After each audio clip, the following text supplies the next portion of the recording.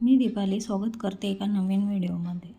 तर संध्याकाळचं routine share करते मी. मला आहे ना शेंगदाण्याची चटणी करायची होती. एकदा करून ठेवली ना की मुलींच्या डब्यामध्ये सकाळी द्यायला म्हणजे सोपं जातं. म्हणजे भाजी वगैरे करायची गरज नाही पडत. पोळ्या टाकल्या 2 की दोघींना पण थोडीशी थोडीशी चटणी दिली की त्या मस्त खातात. त्यांना आवडते पण शेंगदाण्याची चटणी. आणि हे करून ठेवली की 8-10 दिवस आरामशीर जाते. त्याच्यामुळे म्हटलं आता करून घेऊ. आज आमचा भाऊ आहे ना एकदम आरामशीर झोपला होता. म्हणजे 2 तास झाले झोपेला पण उठतच नाही होता. म्हटलं आज चटणी पण करून घेते, पटकन स्वयंपाक पण करून घेते. मग त्याच्यासाठी लवकरच स्वयंपाकाला लागली आणि इथं चटणी करून ठेवली. मस्त थंड करून डब्यामध्ये भरून ठेवली ना की टेन्शन नाही राहत. आता काही म्हणजे सकाळी भाजी वगैरे होत नाही त्याला डब्यामध्ये द्यायसाठी एवढं सकाळी, कारण तो पण लवकर उठून जातो. तुम्हाला तर माहिती आहे लहान लेकरांचं कसं असते.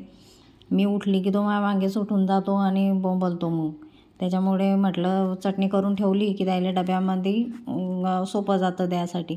मग इथं मी भाजी पण करून घेतली. पण तुमच्याकडे याले काय म्हणता? आमच्याकडे याले गिलकं म्हणता. कोणत्या कोणत्या ठिकाणी घोसडं पण म्हणता, पण आम्ही गिलकंच म्हणतो.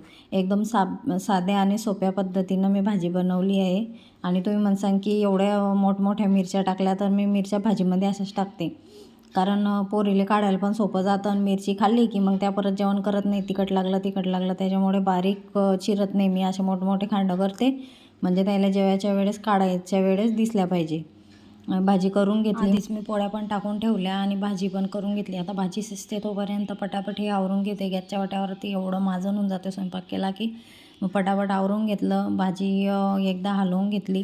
या भाजीमध्ये आहे ना पाणी वगैरे टाकायचं नाही, कारण याला आहे ना मतानंच पाणी सुटते आणि त्याच्यामध्येच ते वाफेमध्येच होऊन जाते. एकदम भारी लागते भाजी. त्याच्यामध्ये आहे ना शेंगदाण्याचा कूट टाकून ते भाजी केली ना की एकदम भारी लागते. आता मी सकाळी मटकी भिजू घातली होती. ती मटकी मी याच्यामध्ये टाकणार आहे आणि कोंब आल्यानंतर तुम्हाला दाखवणार आहे. एकदम भारी प्रोडक्ट आहे. तुम्हाला जर घ्यायचं असेल तर कमेंटमध्ये लिंक टाईप करा, लिंक भेटून जाईल. भाजीला असं पाणी सुटलं आहे. वरतून कोथिंबीर टाकून दिला आहे.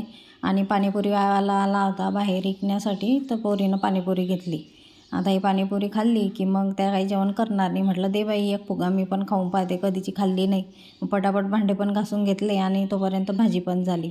तर मी तो झोपला होता त्याच्यामुळे मिक्सरने लावलं आणि शेंगदाण्याचा कूट नाही केला. जे चटणी करेल होती तेच त्याच्यामध्ये टाकली, त्याच्यामुळे भाजी लाल दिसत आहे. चला मग या जेवण करायला, बाय.